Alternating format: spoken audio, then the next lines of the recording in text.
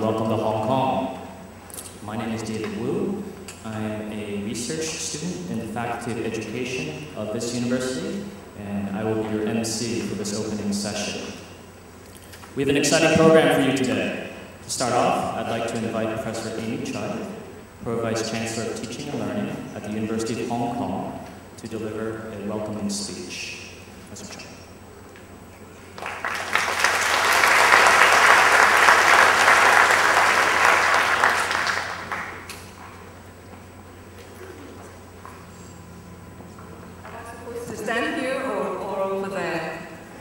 Good morning, everybody. It's a great pleasure to welcome all of you to the Look You Hall. Usually we have research conferences in the Razor Wang Theatre. This is the first time I think I've opened a conference in the Look You Hall, and this just goes to show how popular this conference is, that it's attracted so many scholars from all over the world. I was told by Nancy that I have to keep this opening really short. So you see, I've actually written 2 pages for my opening, and now I have to get rid of it and just ad-lib. Anyway, it's a great honor for Hong Kong U to host this very important conference as part of our centennial celebration. And it's an honor to welcome such a distinguished group of scholars. It's a great pleasure also to welcome old friends to Hong Kong U. We have benefited a lot from the input of distinguished scholars who've visited the university a number of times. This conference is particularly important and timely in the context of Hong Kong. As you know, we are introducing a 4-year undergraduate curriculum in September 2012, and we've been gearing up for the launch of this new curriculum for a number of years.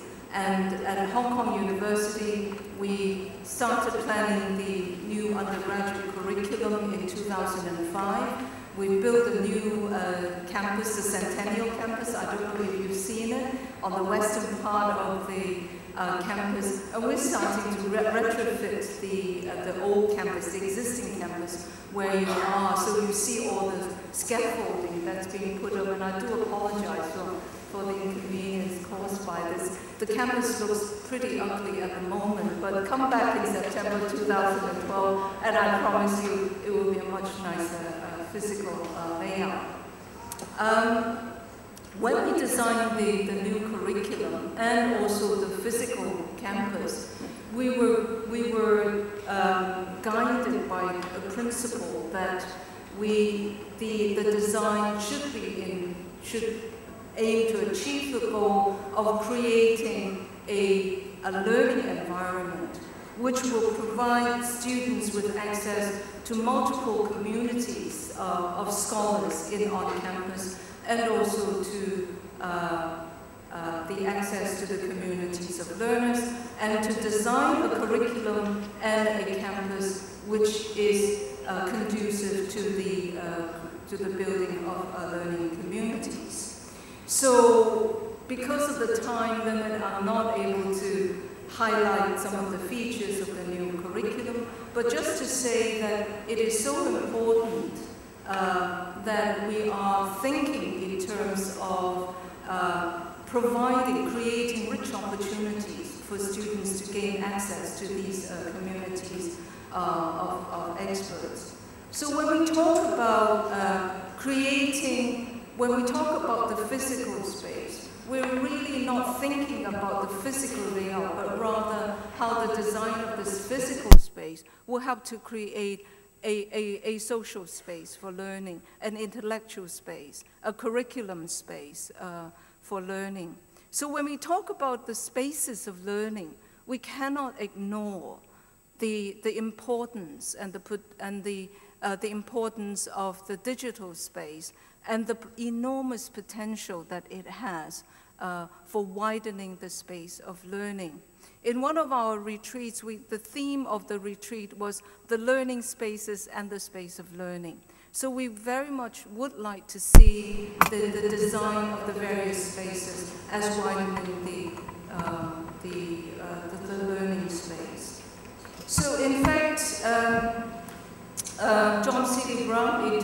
about in this very, very good talk way back in 2012, when he was talking about the university and the internet.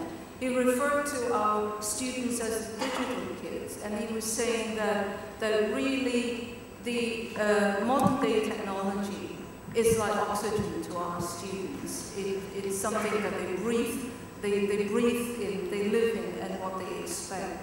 So it's very important for us to get into the world of our students, to understand the way students learn, the kind of space that they are creating amongst themselves and for themselves. I was attending sitting in one of the lectures of the Common Core, and I was sitting next to a student. The student didn't know who I was.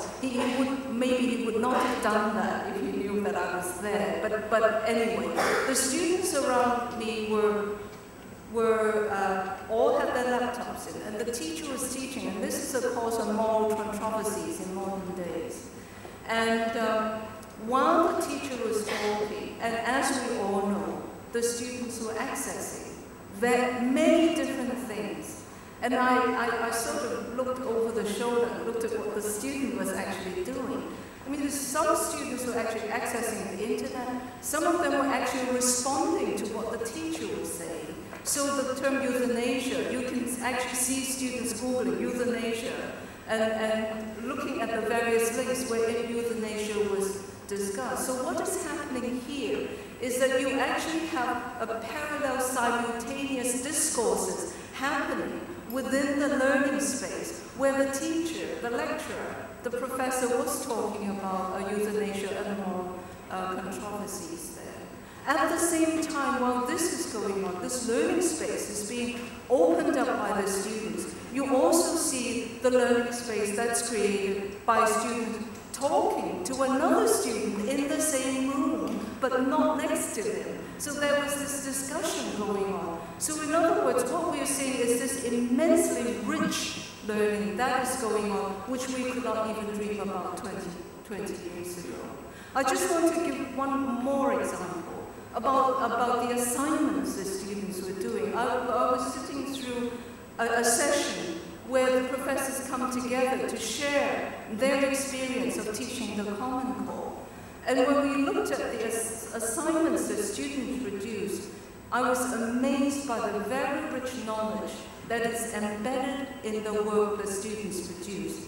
It is not just in forms of text, it's in terms of images, it's in the dialogues that they create, it's in the narration, it's in the tone, the intonation, and the stress that is built into the narration, and it's also embedded in the sound effects as well. In other words, the tacit, rich knowledge that is embedded in the kind of work which we cannot even imagine 20 years ago when students handed just essays to us. So in other words, what I'm saying here is that the potential of technology in not just opening up the space, but also in a space of learning, but also in encapsulating the rich knowledge that students have developed, which is both explicit and tacit.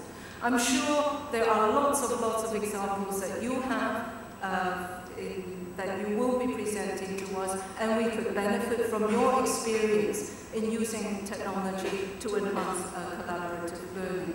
And I'd like to congratulate the organizing committee for having done a wonderful work. I'd like to congratulate Professor Nancy Law and Professor Chin Kai-ming for bringing together such a distinguished group of scholars. And I'm sure you will enjoy the rest of the conference. Thank you very much.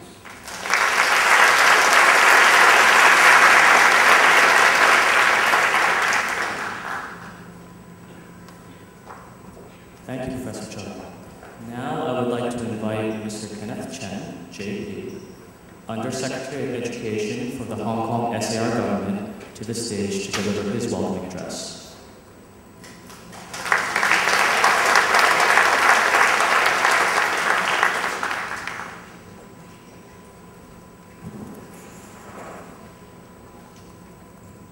Professor Cho, Professor Law, Professor Chang, ladies and gentlemen. First of all, let me welcome you to Hong Kong on behalf of the Government of Hong Kong, SAR. And shall I say that it is, in fact, a huge honor for us to be hosting this distinguished conference, CSCL2011. I know it means a great deal to Nancy and Kai that this conference is hosted by the Hong Kong U at its 100th birthday year. So welcome all to Hong Kong, and I would echo what Professor Choi said. I hope you would take some time to enjoy the beautiful campus that's been around here for a century.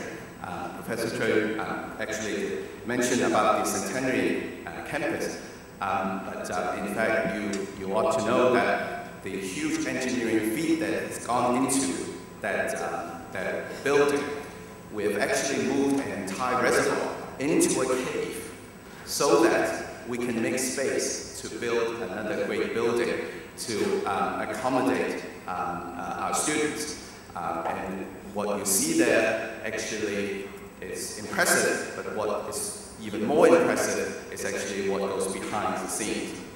Now, CSCL is something that's is an issue that's dear to my heart. Professor Choi talked about university students, how they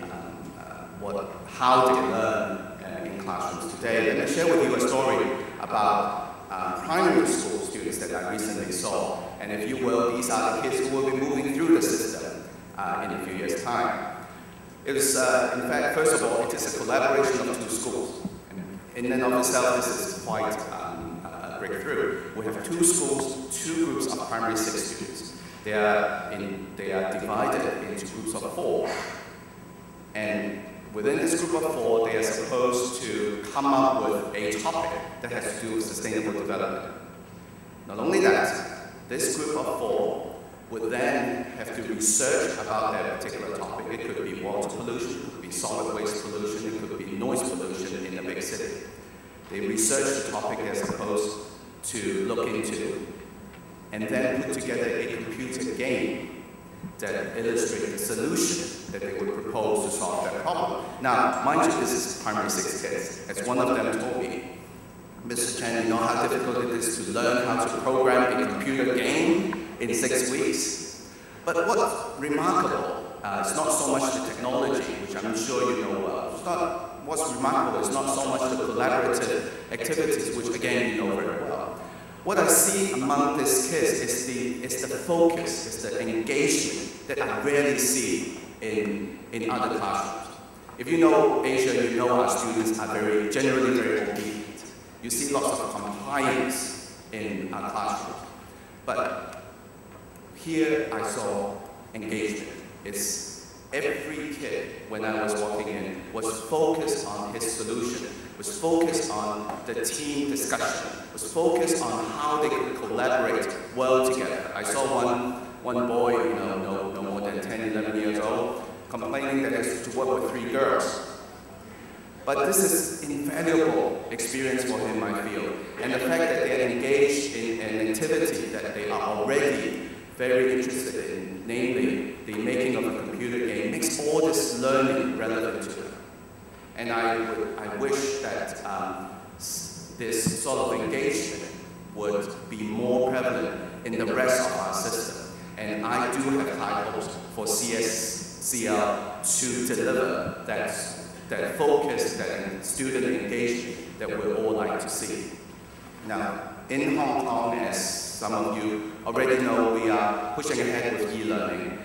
We have launched a number of pilot programs, in total 21 programs involving 66 schools, which we're hoping that from bottom up, our schools will be able to come up with solutions that suit their particular purpose and suit the purpose of schools similar to them. We feel that it's a much better way for this bottom-up innovation to happen than for government officials to decide what's best for schools. At the same time, we also invest a lot of resources and time to make sure that the ecology is built up to support this e-learning. We will be shortly launching what we call e-mall, namely an electronic transaction platform where content providers, solution providers can put their products and services online for schools and students and parents to purchase. And we are also encouraging schools and teachers to put their school-based solutions, e-learning, teaching and learning materials online for others to share and for others to purchase and exchange as well. We feel that this ecology has to be built out in order to support the delivery of e-learning throughout the system. And I know you have a very compact schedule, so I don't want to take up more of your time. In the past couple of days when I was at Hong Kong U attending a learning forum, I've already seen many of you have arrived early and participated in the pre-conference activities. I wish all of you would continue to be excited about the interactions happening at this conference, and I also hope that you will take some time to appreciate what the rest of Hong Kong has to offer. Well, thank you again, Nancy and Taiming, for putting together this forum. Congratulations for all the great work that you have done, and I wish the rest of you a very enjoyable stay in Hong Kong. Thank you very much.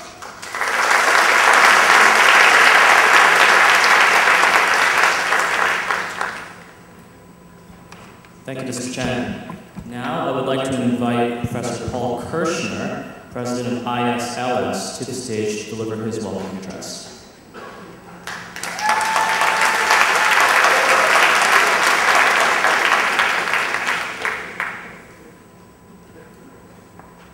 As you can see, I'm wearing, according to the ISLS CSCL dress code, I have my Taiwan hat, my Hong Kong shirt. Unfortunately, I don't have my Rutgers backpack with me, otherwise I'd be completely good. Nancy gave me 5 minutes, and after giving me 5 minutes, told me, can you please do it in 3 minutes? Now, everybody who knows me knows that 5 minutes is nearly an impossibility, and 5 minutes or 3 minutes, we'll see what we can do.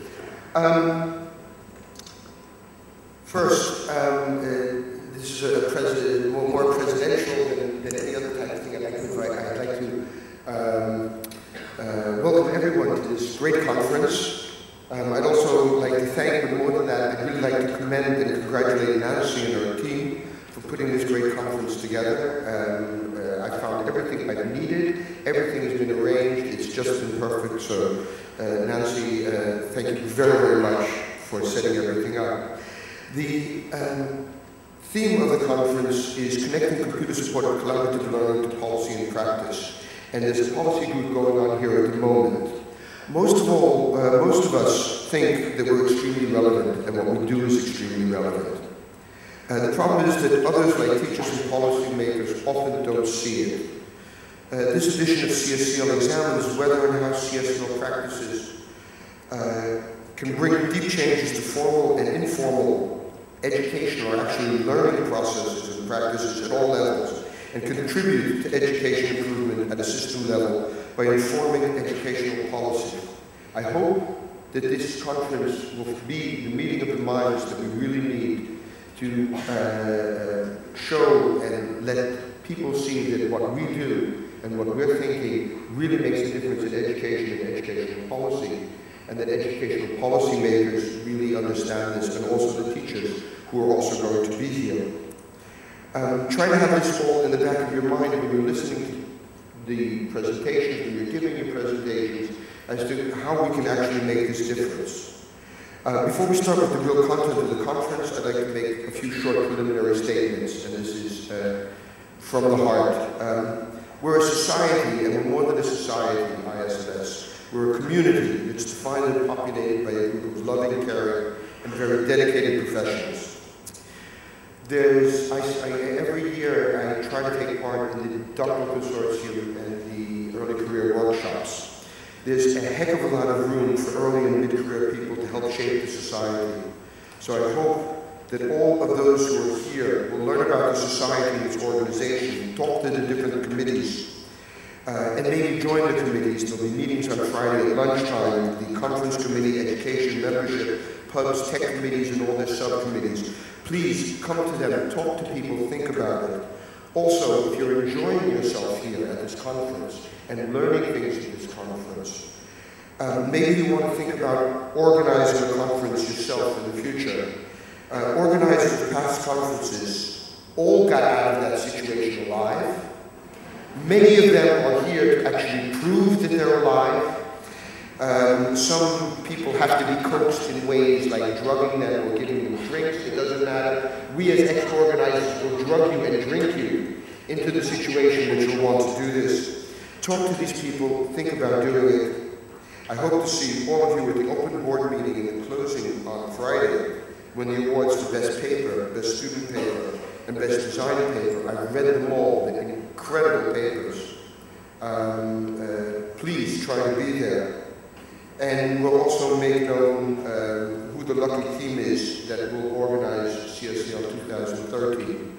I also want to bring one other thing to mind. There's a special session tomorrow, running on parallel sessions, nothing against all of the other parallel sessions. There's also a special session tomorrow for Janet Kolodner, so please keep that also in mind with respect to where you're planning on going. And that's about it, and I hope it was in the 5 minutes that I had. See you around.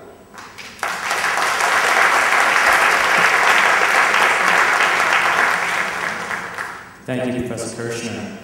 Now I would like to invite the two conference co-chairs for CSCL 2011, Professor Nancy Law and Professor Cheng Kai Ming, to deliver their welcoming speeches.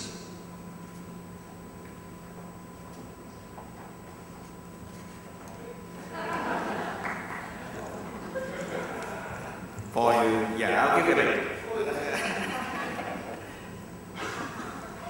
Yes, welcome to Hong Kong and welcome to the University of Hong Kong. We try to do a kind of a, well, talk show now. I have to explain a little bit of why we chose this theme. 30 years ago, it's safe to assume that learning is about schooling, and schooling is what we meant by education. And education is very much, at that time in my area, which is policy arena, education is basically about preparation for the job market, and for credential and for income. We even calculate the rate of return in terms of incomes. Now it's no longer possible. People change jobs and change careers.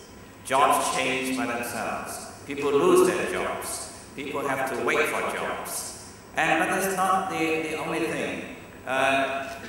There are a lot of lives beyond the workplace that are very important. What about family lives? What about cultural lives? What about political lives, spiritual lives, and so on and so forth? And added to that is, look at the financial crisis 2008. It's no longer a matter of analytic kind of rational analysis. It's actually a matter of attitudes, about personality, about ethics, about value system, and so on and so forth. And what do we know about learning in those affective domains? But more recently, many international organizations who are policy sensitive are looking at situations which are no longer able to be assumed stable and peaceful. Wars are becoming a new threat everywhere. Epidemics which disappeared, now return. Economic crises are no longer predictable. There are also political turmoils which come and go very quickly. And apart from that, there are a lot of dissatisfaction, frustration about social inequality, about disparity. And how do we prepare our younger generation to prepare for such a kind of unsettled life in their future? So learning has a much larger scope to deal with. And therefore, the task among scientists of learning is much, much bigger than before. So it has been 2 years in preparation. So obviously, we're very anxious and we hope that you will have a good time. But in fact, I would like to take this opportunity now to thank a lot of people. Such an event would not have been possible without the hard work of the whole organizing committee. In particular, I would like to thank the steering committee and the program committee. And I can't mention names because it's just too many, but I have to mention 3 names. Jerry Stahl, Hans Spada, and Naomi Miyake. They've done a wonderful job.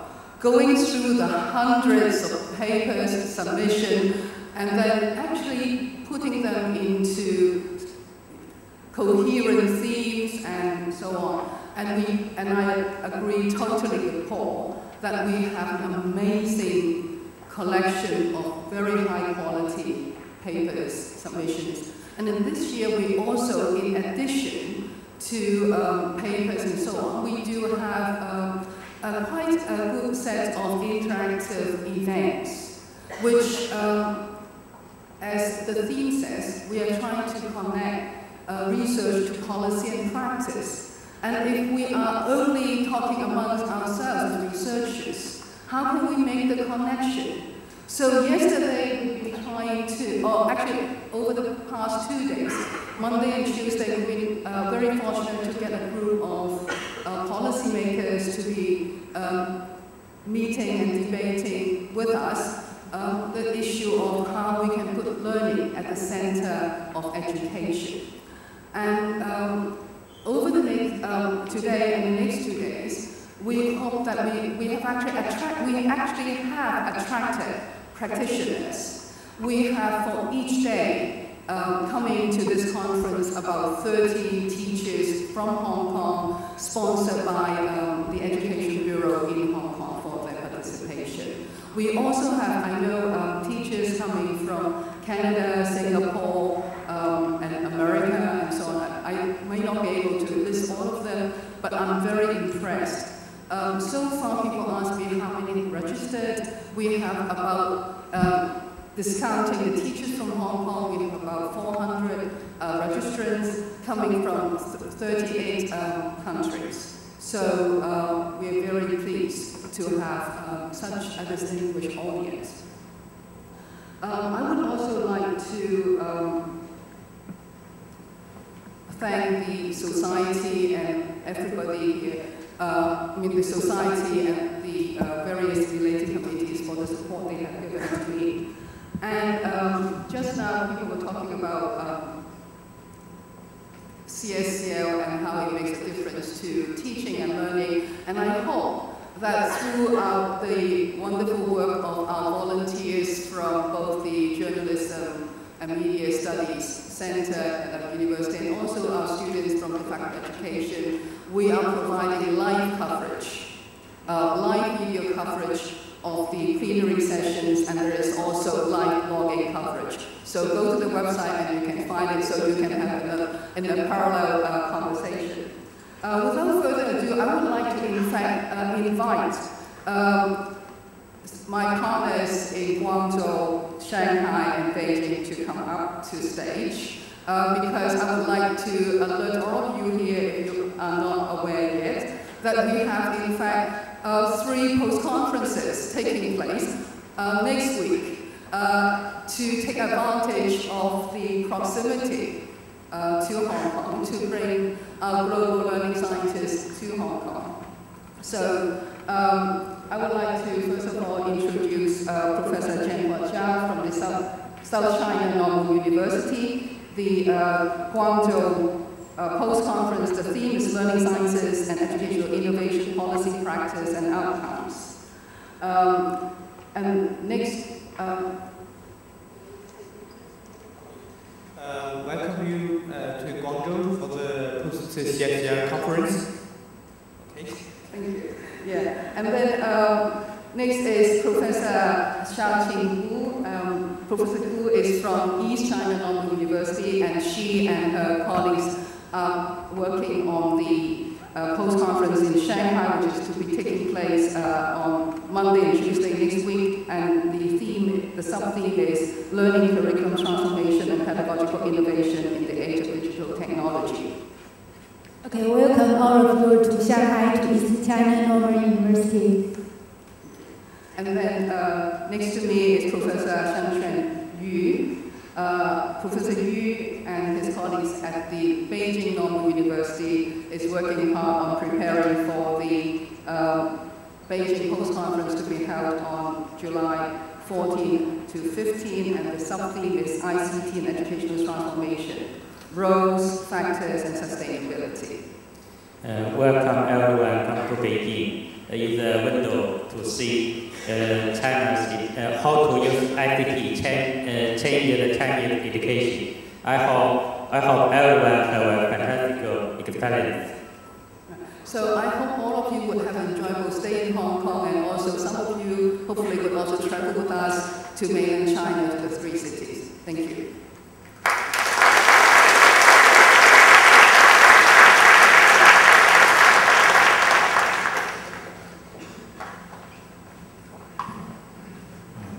Thank you, Professor Nancy Law, Professor Chen Kai-Mei. And can we actually give another round of applause to the conference organizers and post-conference organizers?